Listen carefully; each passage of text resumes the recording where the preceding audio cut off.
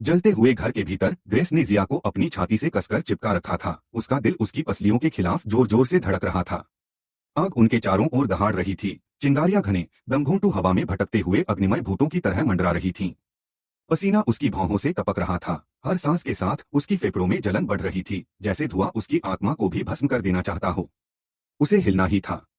तभी उसे आग के बीच एक रास्ता दिखा। लेकिन इससे पहले कि वह कदम बढ़ाती, एक जलता हुआ बीम बगल से कराहता हुआ नीचे गिर पड़ा। उसकी चोट ने उसे जमीन पर लापटका और उसके पैर में तेज दर्द उभरा, क्योंकि वह जले हुए मलबे के नीचे फंस गया। उसके होठों से एक तीखी चीख निकल गई, जो आग की गर्जना में गूंज उठी। बाहर लोग भय से हाफ उठे, उनके चेहरे नरक की लपटों की चमक से रोशन हो रहे थे। बेबस वे केवल यह देख सकते थे कि आग उस घर को पूरी तरह निगलने की कगार पर थी। ग्रेस ने जिया की ओर मुड़कर देखा, दर्द के बावजूद अपनी आवाज में स्थिरता लाने की कोशिश करते हुए। जिया, भागो, अपनी माँ के पास जाओ। लेकिन छोटी बच्ची ने इनकार कर दिया।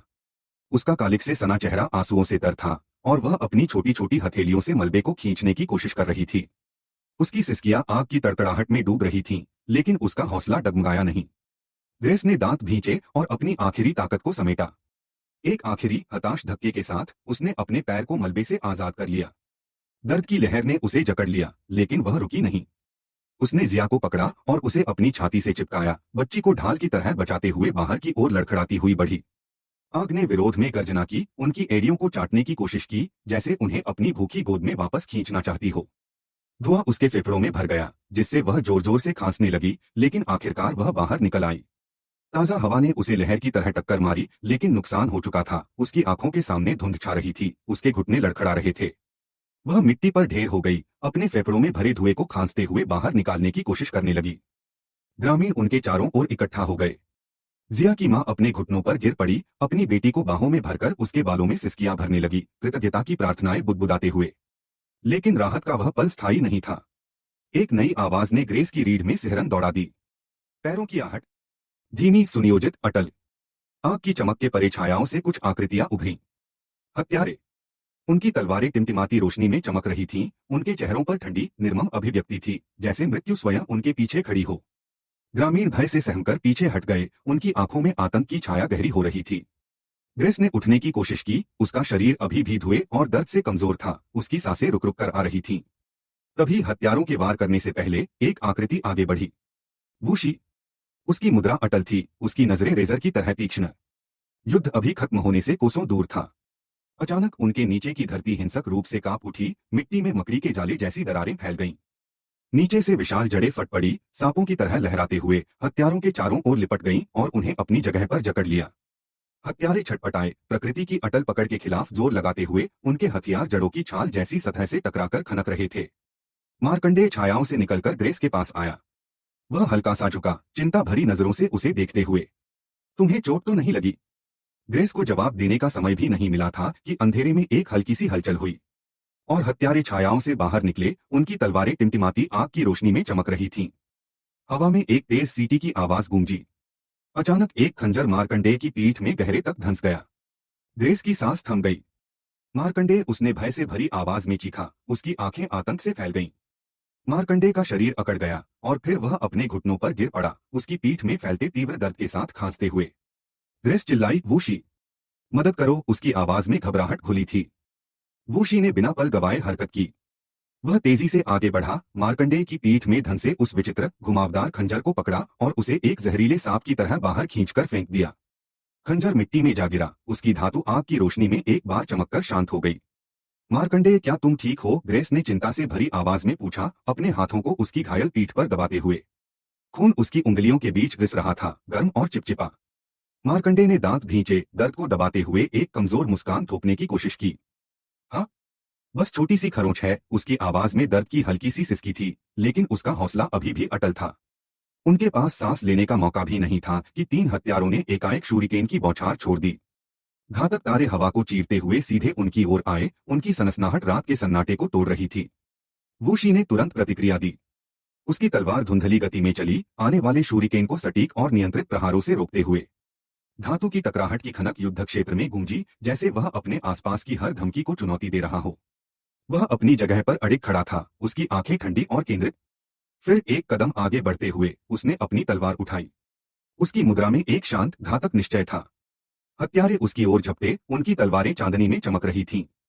तलवारों का युद्ध शुरू हो चुका था। खुला मैदान तनाव से गूंज रहा था। जलते गांव से उठता धुआं हवा में सर्पिल बनाता हुआ लहरा रहा था, टिमटिमाती आग की रोशनी में रहस्यमयी छायाएं डाल रहा था। ग्रामीण एक दूसरे से सटकर खड़े थे, उनकी भयभीत आंखें नकाबपोश हत्यारों और उनके सामने अकेले खड़े योद्धा के बीच तेजी से घूम रही थीं। हवा में जली लकड़ी की गंध और खून की हल्की सी बूंदें रात को और भारी कर दिया था। बूशी ने धीरे से सांस छोड़ी, उसकी उंगलियां अपनी कटाना की मूठ को और कसकर जकड़ रही थीं। उसकी आंखों में एक ठंडी, अटल चमक थी, जैसे वह पहले ही युद्ध का अंत देख चुका हो। चार हत्यारे उसके चारों ओर घेरा बनाए हुए थे, उनकी गतिविधियां तीक्ष्ण और अनुशासित, प्रशिक्षित हत्यारे, जिनके शरीर हमला करने को तैयार सांपों की तरह लहरा रहे थे। प्रत्येक के पास तेज, खामोश हत्या के लिए बनाए गए हथियार थे, घुमावदार खंजर और छोटी तलवारें, गति और सटीकता के लिए डिजाइन की गईं। उन्होंने पहले हमला बोला। पहला हत्यारा झपटा, उसका खंजर वूशी के गले की ओर चमकता हुआ बढ़ा। एक धुंधली गति, वूशी ने अपने शरीर को बस इतना मोड़ा कि खंजर हवा को चीरता हुआ खाली रह गया। उसकी कटाना तेजी से ऊपर उठी, हत्यारे के कंधे को हल्के से छूती हुई, जहां से लहू की एक पतली रेखा बह निकली। खून की गंध हवा में और गहरी हो गई। दूसरा हत्यारा पीछे से आया, उसका हमला चुपके से, घातक। वूशी नीचे झुका, अपने पैर को एक परिपूर्ण चाप में घुमाते हुए। हत्यारे के पैर जमीन से उछल गए, उसका शरीर हवा में पलटता हुआ मिट्टी पर जोर से धम से गिरा। धूल का एक बादल हवा में उड़ा। उसे संभलने का मौका नहीं मिला। बचे हुए दो हत्यारे एक साथ आए, एक ने उसकी पसलियों पर वार किया, जबकि दूसरा उसके पीठ पर खंजर से निशाना साध रहा था। वूशी ने अपनी स्थिति बदली, उसकी कटाना इस्पात से टकराई और रात में एक तीखी खनक गूंजी। चिंगारियां उड़ी, जैसे आग की छोटी छोटी आत्माएं हवा में नाच रही हों। लेकिन वे उसके स्तर पर नहीं थे। वूशी उनकी चालों को उनके पूरी तरह से हमला करने से पहले ही पढ़ रहा था। एक झूठा वार, एक हल्की सी हिचकिचाहट, गलतियां जिनका खामियाजा वे नहीं उठा सकते थे। वूशी ने मौके को भुनाया। उसने अपनी कटाना को छोटी तलवार के किनारे पर मोड़ा, उसे चौड़ा करते हुए, फिर अपनी कोहनी को हत्यारे के चेहरे पर दे मारा।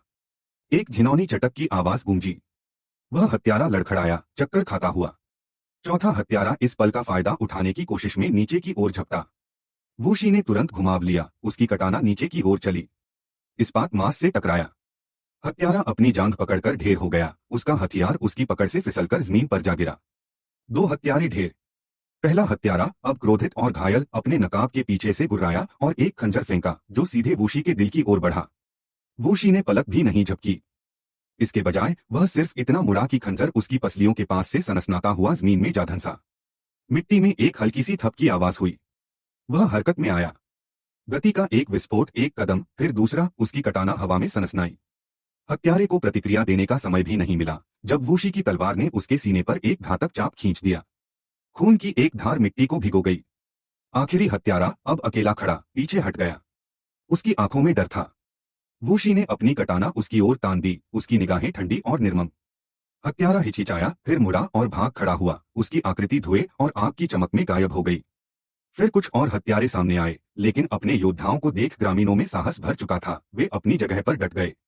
उन्होंने जवाबी हमला किया, जो कुछ भी उनके हाथ लगा, उसे हथियार बना लिया, लाठियां, खेती के औजार, यहाँ तक कि अपनी नंगी मुट्ठियां। हवा में धुएं और खून की गंध गाढ़ी हो गई थी, जीवित रहने की जद्दोजहद और निराशा का एक दमघोंटू मिश्रण। युद्ध के बीच ग्रेस को अपने पीछे रेंगते खतरे का जरा भी एहसास नहीं हुआ। एक पिशाच, उसकी विकृत आकृति छायाओं में छिपी हुई, ने हमला बोला। एक क्रूर बल ने ग्रेस की पीठ पर प्रहार किया, जिससे वह जमीन पर जा गिर गई। उसकी रीढ़ में तीव्र दर्द की लहर दौड़ी, उसकी सांसें जैसे फेफड़ों से खींच ली गईं। वह कुछ करने से पहले ही ठंडी, नुकीली उंगलियों ने उसके बालों में उलझकर उसे खींच लिया। पिशाच उसे एक निर्जन गुड़िया की तरह घसीटने लगा, उसकी राक्षसी मुस्कान चौड़ी होते जा रहा थी, उसकी सांसों से सड़न की घिनौनी बदबू उठ रही थी, जो हवा को और भी भारी कर रही थी। मार्कंडे उठने की कोशिश में जूझ रहा था, उसका शरीर कमजोर पड़ चुका था, वो ग्रेस को बचाने आगे आया, तभी पिशाच ने एक खंजर उसके पेट में दे मारा। ग्रेस चिल्लाई, मार्कंडे। उस खंजर से कला धुआं निकल रहा था, जैसे वो शापित हो। उसकी आंखें धुंधली हो रही थीं।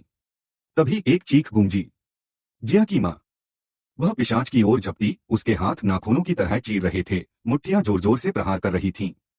हताशा ने उसे एक योद्धा में बदल दिया था, कच्ची, अडिग और बेरहम। वह ग्रेस को छुड़ाने के लिए लड़ रही थी, जैसे उसका हर प्रहार उसकी बेटी की जिंदगी के लिए हो। ग्रेस ने दांत भींचे, अपनी आखिरी ताकत को समेटते हुए। उसने अपनी मुट्ठी को पूरी शक्ति से घुमाया और पिशाच के चेहरे पर दे मारा। एक तीखी चटक की आवाज हवा को चीरती हुई गूंजी। पिशाच गुर्राया, लड़खड़ाया, लेकिन केवल एक पल के लिए। उसकी खोखली आत्माहीन आंखों में क्रोध की चमक उभरी। भयावह आसानी के साथ उसने जवाबी हमला किया। माँ का शरीर झटका खाकर हिल गया जब पिशाच का प्रहार उसकी छाती पर लगा। एक दबी हुई हाफ उसके होठों से निकली और फिर वह जमीन पर बेसुध ढेर हो गई। ग्रेस स्तब्ध रह गई, उसका गला आतंक से जकड़ गया। एक छोटी सी आवाज ने सन्नाटे को तोड़ा।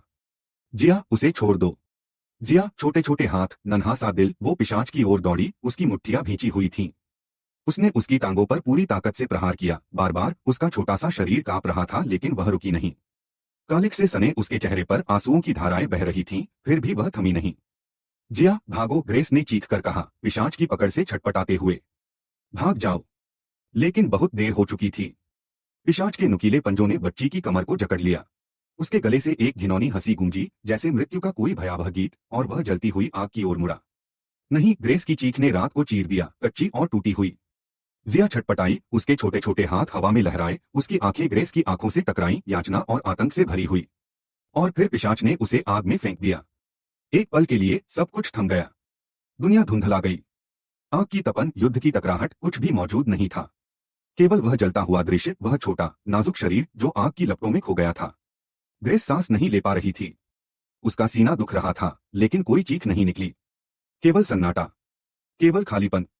उसे महसूस नहीं हुआ जब पिशाच ने उसे फिर से खींचा, उसे घसीटते हुए ले जा रहा था। उसका शरीर हिल रहा था, लेकिन उसका मन पीछे रह गया, उस आग को ताकता हुआ, जहां मासूमियत अभी अभी राख में बदल गई थी। आंसुओं की गर्म, अंतहीन धाराएं उसके गालों पर बह रही थीं।